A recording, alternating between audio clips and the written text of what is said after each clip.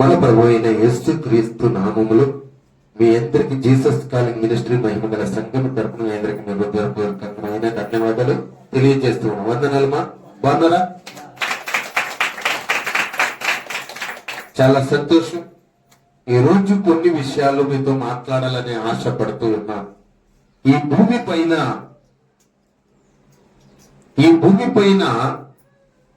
Bible సెలవిస్తూ ఉంది,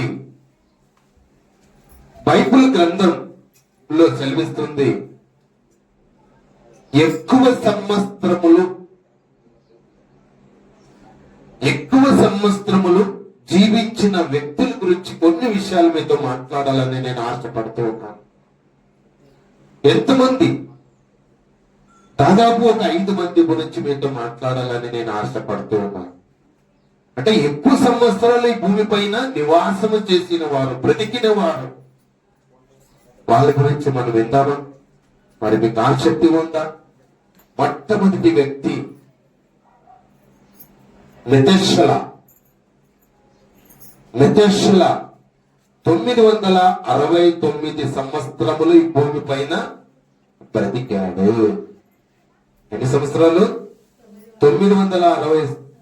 మరి రెండో వ్యక్తి గురించి మనం విందాం. మరి మెహత అనే ఒక వ్యక్తి 962 సంవత్సరములు భూమి పైన బ్రతికాడు. ఎవరైనా మెహత అనే వ్యక్తి.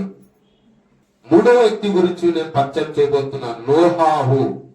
ఎవరంట? నోహాహు. ఆయన ఎన్ని సంవత్సరాలు భూమి పైన బ్రతికాడంటే 950 సంవత్సరములు ఈ భూమి పైన జీవించాడు. మూడో వ్యక్తి గురించి మీరు విన్నారు. నాలుగో వ్యక్తి గురించి కూడా మేము పరిచయం చేయబోతూ ఉన్నాను. మరి ఆదాము, మన మూల పురుషుడు, మొట్టమొదటి వ్యక్తి, ఈ భూమి పైన సృష్టి చేసిన సృష్టికర్త, మన దేవుడు సృష్టి చేసిన ఆదాముల గురించి మనం వింటే, ఈ సృష్టికి మూల పురుషుని ఆదాము. ఆదామని ఎందుకు వచ్చిన పేరు? మొదటివాడు కాబట్టి. ఎవరంట? మొదటివాడు ఆయన.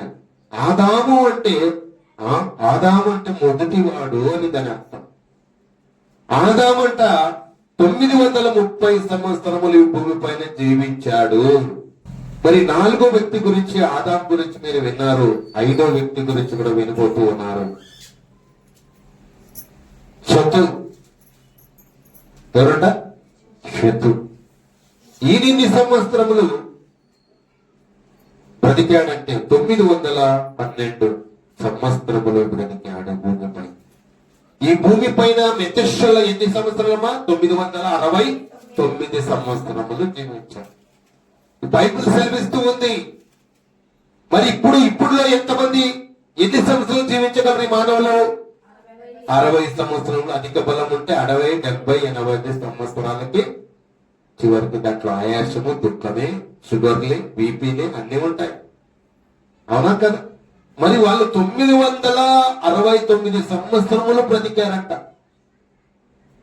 ఎవరి కృపను బట్టి? దేవుని కృపను బట్టి, దేవుని ఉద్దేశమును బట్టి, ఆయన మాటలు జాగ్రత్తగా విని ఆ వేదంగా తీసుకుని ఆయన పరిశుద్ధంగా జీవించిన వ్యక్తులు వీళ్ళు. దేవుని కొరకు బ్రతికిన వ్యక్తులు వీళ్ళు. ఈ జీవితం ఏం చేశాడు? దేవుడు ఆయుష్ను పొడిగించాడు. చూసావా? అలా పొడిగించి వచ్చాడేమో వీళ్ళందరికీ. ఎందుకు? ఎవరి పనుల్లో ఉన్నారు? దేవుని పనుల్లో ఉన్నారు, క్రీస్తు పనుల్లో ఉన్నారు, తండ్రి పనుల్లో ఉన్నారు. వాళ్ళు సర్వలోకానికి వెళ్లి సర్వ సృష్టికి సువార్తను ప్రకటిస్తూ ఉన్నారు. అందుకే వాళ్ళకి 969 సంవత్సరములు ఆది కాండములు మనకు కనిపిస్తూ ఉందండి. మరి రెండో మాట కూడా చదువు చూద్దాం. ఆది కాండము 5వ అధ్యాయము 20వ వచనంలో ఒక మాట.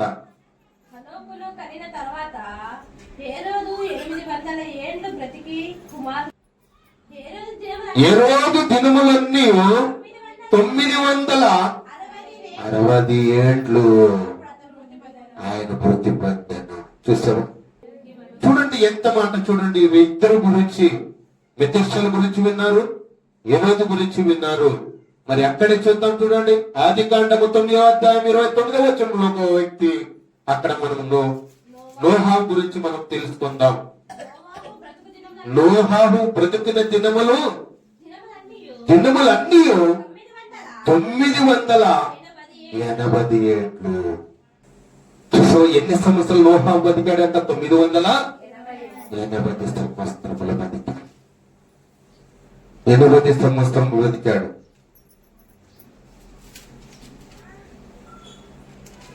ఇక్కడ ఎంతమంది గురించి విన్నారు? 3 గురించి మీరు విన్నారు. మరొక వ్యక్తి గురించి మీకు తెలియజేస్తున్న ఆదికాండం 5వ అధ్యాయం 5వ వచనం చదవండి.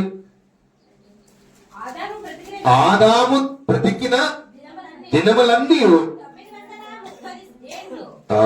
930 ఏండ్లు బ్రతికాడట. ఎవరైనా? ఆదాము. మరి ఒక వ్యక్తిని మీకు పరిచయం చేయబోతున్నా. ఆదికాండం 5వ అధ్యాయం 8వ వచనం చూడమ్మా. ఏమంట? షేతు బ్రతికిన దినములన్నీ 912 ఏండ్లు బ్రతికాడట. ఎన్నేండ్లు? 912 ఏండ్లు.